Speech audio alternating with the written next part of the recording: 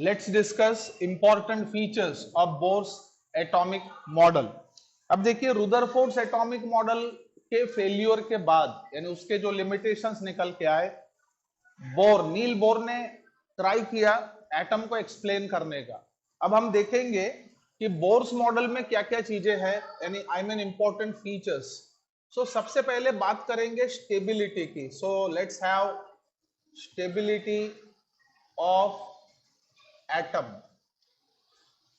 According to Bohr's theory, electron is revolving continuously around the nucleus in a stationary orbit.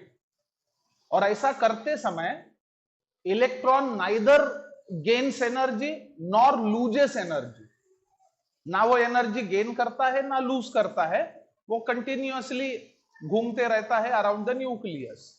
इसलिए nucleus में गिरने का chance electron का 0 हो गया। सो ये काफी इंपॉर्टेंट चीज है। Thus atom appears to be stable. So सबसे पहला इंपॉर्टेंट चीज हमें ये समझ लेना है कि electron neither gain nor loses energy but revolve continuously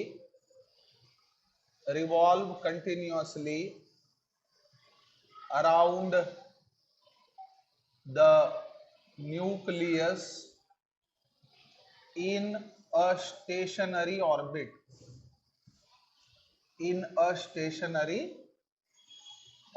याद रहे। अब इससे क्या होता है, दस electron will not collide to the nucleus and atom seems to be stable. याद रखें, thus electron will not collide to the nucleus and atom seems to be stable.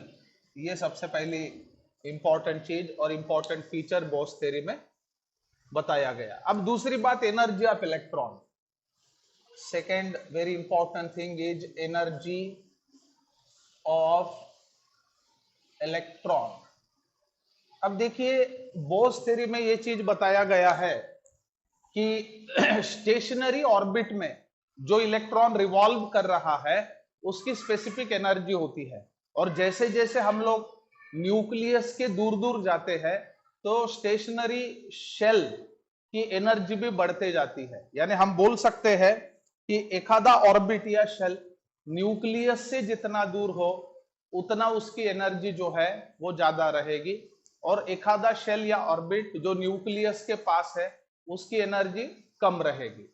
So electron की एनर्जी एखादे स्पेसिफिक ऑर्बिट में से nth orbit वो निकाला जा सकता है using Bohr's theory. So energy of an electron in nth orbit can B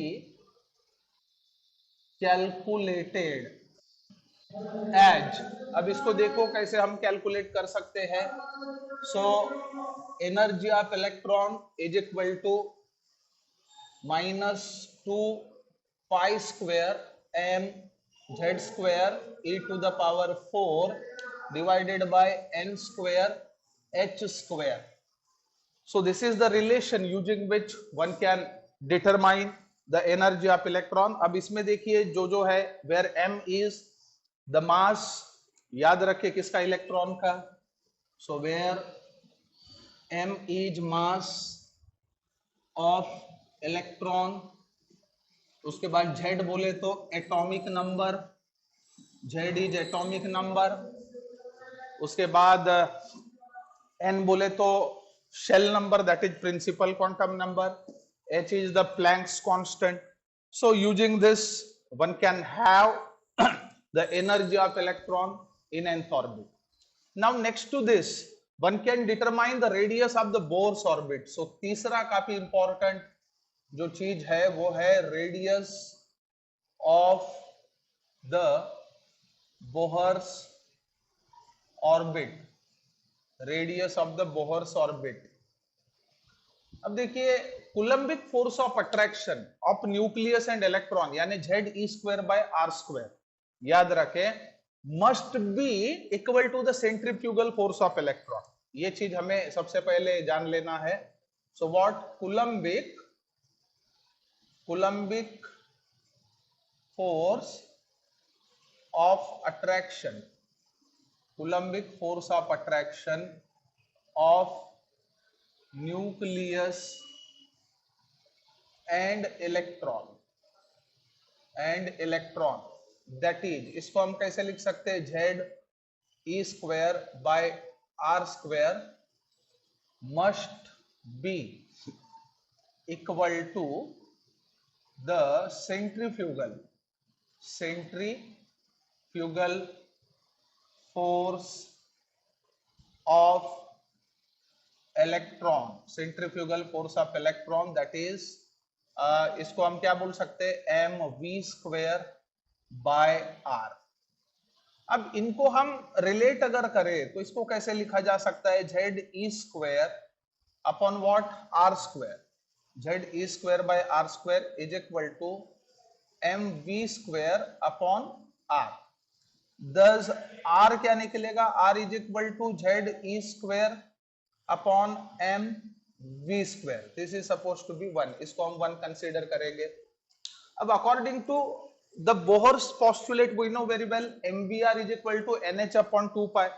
हमने देखा है इलेक्ट्रॉन तभी एक आध स्टेशनरी ऑर्बिट में रिवॉल्व कर सकता है जब उसका एंगुलर मोमेंटम इंटीग्रल मल्टीपल होगा, that should be integral multiple of h upon 2 pi.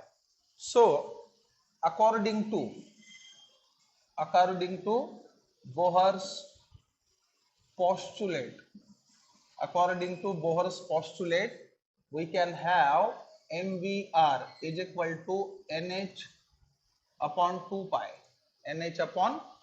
pi, ऐसा हम लिख सकते हैं। अब ऐसे में v की वैल्यू क्या निकलेगी, so v is equal to nh upon 2 pi mr। अब देखिए ये v की वैल्यू अगर हम इक्वेशन 1 में सब्स्टिट्यूट करते हैं तो क्या होगा, ये हमें देखना होगा। So by substituting this in equation 1 में अगर हम सब्स्टिट्यूट करेंगे तो हमें क्या मिलेगा, we can have r is equal to n square h square upon 4 pi square m z e square. So this is the radius of Bohr's orbit in what, जैसे nth orbit में अगर electron है तो nucleus से लेके उसका distance कितना होगा, ये चीज हम इस प्रकार से निकाल सकते हैं। Let's discuss drawbacks of Bohr's model, that is limitations of Bohr's model. तो इसमें सबसे पहली बात ये याद रखे, it fail to explain atomic spectra for element having more than 1 electron, यानी हाइड्रोजन को छोड़े तो आप एक इलेक्ट्रॉन से ज्यादा इलेक्ट्रॉन कंटेन करने वाले अगर एटम है तो उनके एटॉमिक स्पेक्ट्रा के बारे में बोर्स थ्योरी एक्सप्लेन नहीं कर सकती है। So it constitutes first limitation. So Bohr's theory fail to explain atomic spectra for elements having more than 1 electron, एक से ज्यादा इलेक्ट्रॉन अगर है तो उसके स्पेक्ट्रा के बारे में बात नहीं हुई। अब देखिए जब हम हाइड्रोजन स्पेक्ट्रम को ऑब्जर्व करते हैं with high resolving what spectrometer, तो हमें बहुत सारी डिस्क्रीट इंडिविजुअल लाइंस दिखते हैं। इन लाइंस के बारे में, ये जो हाइपर फाइन स्पेक्ट्रम है इसके बारे में बोर्स थ्योरी ने कुछ बताया नहीं। So this constitute another limitation. So remember when hydrogen spectrum is observed by spectrometer of high resolving high resolving power, then it is observed that individual lines are not single but consist of several fine lines, consist of several fine lines lying close together. अब ये जो hyperfine spectrum है इसको Bose theory ने explain नहीं किया. So this hyperfine spectra और spectrum could not be explained by Bohr's theory. अब इसके बाद नेक्स्ट लिमिटेशन बोले तो जब हम एटम को मैग्नेटिक फील्ड या इलेक्ट्रिक फील्ड में सब्जेक्ट करते हैं तो स्पेक्ट्रल लाइन जो है वो स्प्लिट होते हैं, जिसे झीमन और स्टार्क इफेक्ट कहा जाता है. इनके बारे में बोर्स थ्योरी में कुछ भी बताया नहीं गया है. So it fail to explain